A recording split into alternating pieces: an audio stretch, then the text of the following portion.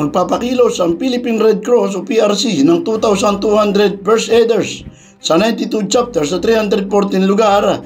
Magtatayo rin ng 284 first aid stations at 141 welfare desks sa buong bansa.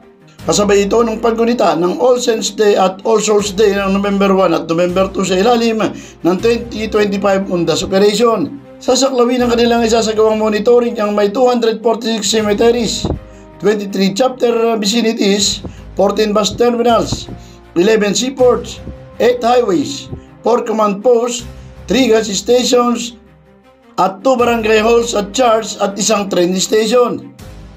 Pakikilusin din ng PRC ang may 180 ambulance units, 63 ambulance ang ilalagay sa ground at ang iba ay magsisilbing standby for dispatch. Dagdag pa ang 58 mobile units, 100 on foot patrol units para tiyakin na matutugunan ang mga nangangailangan ng immediate treatment o medical assistance.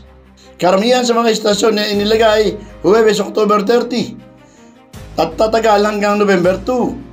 Kalinsabi nito tiniyak ni PRC Chairman at CEO Dick Gordon na nakahanda sila sa dagsa ng mga tao na bibisita sa mga sementeryo at iba pang pampublikong lugar ngayong UNDAS. Samantala, sa lungsod ng Marikina, tiniyak ng Marikina Local Government Unit ang isang ayos, ligtas at mapayapang UNDAS 2025. Inaasa ang aabot sa may 600,000 na magtutungo sa mga sementeryo sa lungsod ngayong UNDAS. Una nang nagsagawa ng inspeksyon ang tanggapan ni Marikina City Mayor Maan Teodoro at Marikina 1st District Representative Marcy Teodoro sa lahat ng mga sementeryo sa lungsod upang tiyakin ang maayos at ligtas at mapayapang paggunita sa mga yumao. Kabilang sa mga sementeryo na binisita ng mag-asawa ang Loyola Memorial Park, Barangka Municipal Cemetery, Aglipay Cemetery, Holy Child Cemetery, Our Lady of the Abandoned o OLA, at St. Paul of the Cross Parish Columbarium. Pinakilos na rin ni Teodoro ang Bureau of Fire Protection, Health Office, Local Police, Office of Public Safety and Security, Marikina Rescue 161, Waste Management Office at mga tauhan ng City Hall at personnel mula sa City Parks and Development Office.